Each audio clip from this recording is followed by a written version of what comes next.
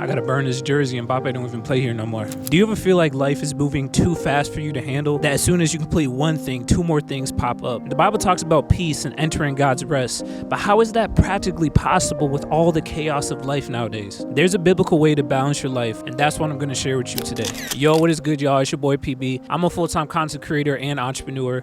I also serve at my church in orchestra. I play alto saxophone. I also have a media agency, and we serve multiple clients, and I do most of the work by myself. I'm also in a committed relationship, and my partner's love language is quality time. I exercise 5 to 6 times a week. I make sure I sleep at least 7 hours a night, and I make daily YouTube videos for you guys every day, Monday to Saturday. Now, I will say that I have not mastered time management, productivity, or balancing life. There are times that I procrastinate, that I default on my duties, that I get stressed out, but I've worked very hard to get to the life balance that I have now, and I want to share with you how. So coming at it from a biblical perspective, there's no specific commandment that says that we are required to live healthy physically. There are verses that refer to health as a benefit and as a blessing, but no specific commandment. John writes to Gaius in 3 John, "Beloved, I pray that all may go well with you and that you may be in good health, as it goes well with your soul." The reason that being of good health is a blessing, it is a benefit, is because what's most important is the health of our faith. 1 Timothy 4, 7-8 says, "Have nothing to do with irreverent, silly myths.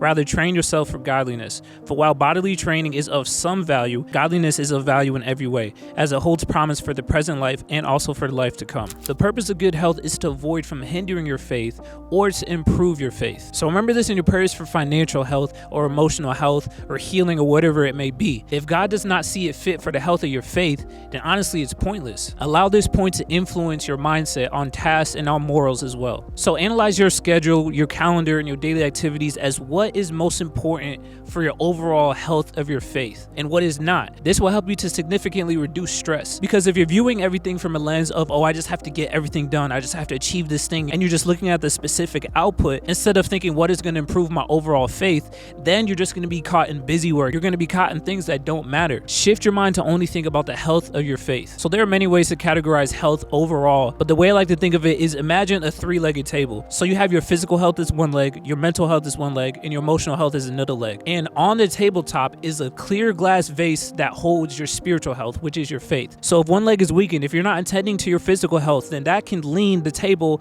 and cause your faith to fall off. Or if the leg of emotional health or the leg of mental health is not as strong as the others, that may cause the table to lean as well and cause your spiritual faith to fall off. So think of it as everything that you do in the health sector, your emotional health, your physical health, your mental health, is there to aid and hold up your spiritual health. It's ultimately there to improve your faith. My advice is to attend to each of these daily in order to maintain that good health of faith. For example, your physical health is a testimony to others, and it's just scientifically proven that it's good for you. There are verses about that. Your mental health is the ability to absorb and apply knowledge. Proverbs talks about that heavily. And your emotional health covers your heart. Proverbs 4:23 says, "Guard your heart with all vigilance, for from it flows the springs of life." Another translation tells you to guard your heart because it determines the course of your life. And obviously your spiritual life is your relationship with God. So you can see it's not about the practical tips towards productivity, like what are the best ways to get the most things done in a day, what time of the day should I sleep, and everything. Although those are and can be important, it's not the main thing. The main thing is making sure that the health of your faith is prioritized over everything else, because from that comes the success of this life and the life to come. When your spiritual life is good, when you rely and trust in God for everything, not on the best practices that you have to complete things, everything else in life will be taken care of. Your financials will be looked out for. Your mental health, your emotional health, your physical health, everything will be taken care of because God is the owner and the overseer of all things. Now, before I end this video, I do want to give you some practical tips, because it's not as easy as just saying that there's nothing that you have to do on a daily basis. You do have to be knowledgeable on those practical tips. So a couple things that I do, for example, one is I make sure that I have focused deep work every day. And this is specifically for my business. That means that you have an uninterrupted time every single day that you sit down for at least 2 to 3 hours and you focus on things that will progress you forward in your business, in your work, in your studies, or whatever that may be. Put your phone away, go to a secluded spot that you can't be bothered, make sure that you're focused. So for me, the best time that I focus is early on in the day. So I usually start at about 8 and work until about 12 noon, and practice that routinely to ensure that you're getting your most important tasks done every single day. The second is to understand your body's sleep and fatigue schedule. Everyone is different. Some people are night owls and they can stay up and work at night. Some people are morning birds and they get up at 4 or 5 in the morning.